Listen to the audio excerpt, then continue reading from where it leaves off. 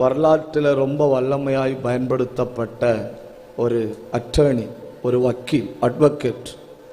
ரொம்ப திறமையுள்ள ஒரு அட்வொகேட்டாக அவரை போல திறமையுள்ள அட்வொகேட்டுகள் இல்லை. அப்படிப்பட்ட திறமையுள்ள அட்வொகேட்டு ஆண்டவர்கிட்ட எப்போவுமே ஜெபம் பண்ணுவாராம், என்னை நிரப்பும், என்னை நிரப்பும், என்னை நிரப்பும், என்ன நிரப்புன்னு சொல்லிட்டு ஆண்டவர்கிட்ட சொல்லுவாரா, என்ன நிரப்பும்போ ஸ்பெஷலா இருக்கணும், என்ன நிரப்பும்போ ஸ்பெஷலா இருக்கணும். அப்போ கர்த்தர் சொன்னாரா, உன்னை கண்டிப்பா ஸ்பெஷலா நிரப்புவேன். இப்போ ஆசாரியர்களுக்குரிய அபிஷேகம் உண்டு, தீர்க்கதரிசிகளுக்குரிய அபிஷேகம் உண்டு, ராஜாக்களுக்குரிய அபிஷேகம் உண்டு. அப்ப என்ன அபிஷேகம் இருக்கோ அதுக்கு தக்கபடிதான் அவங்க செயல்பட முடியும். இவர்கிட்ட ஆண்டவர் சொன்னாராம், தேசத்தை அசைக்கிற அபிஷேகத்தை உனக்கு தாரேன். எதை தாரேன்? தேசத்தை அசைக்கிற அபிஷேகத்தை உனக்கு தாரேன். இவருக்கு ரொம்ப ரொம்ப பயங்கரமான ஆசை ஆயிப்போச்சு. தேசத்தை அசைக்கிற அபிஷேகத்தை உனக்கு தாரேன்னு சொன்ன ஓடி போய் அரைக்கதவை பூட்டினாராம்.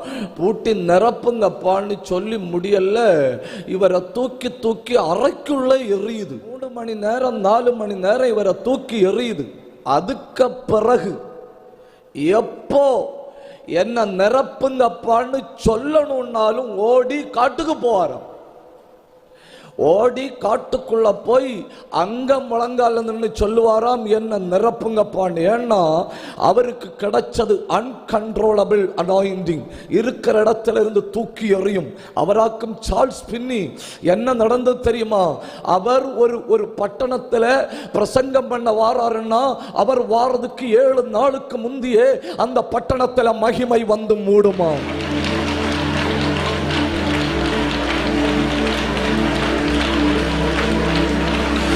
இனி உள்ள காலத்தில் அபிஷேகம் இல்லாம வாழ முடியாது, அபிஷேகம் இல்லாம ஓட முடியாது, அபிஷேகம் இல்லாம பிழைக்க முடியாது, அபிஷேகம் இல்லாம எதிர்நீச்சல் போட முடியாது, அபிஷேகம் இல்லாம ஜெபிக்க முடியாது, அபிஷேகம் இல்லாம ஊழியம் கூட செய்ய முடியாது. பாத்திரம் இன்னைக்கு நிறைந்தே ஆகணும்.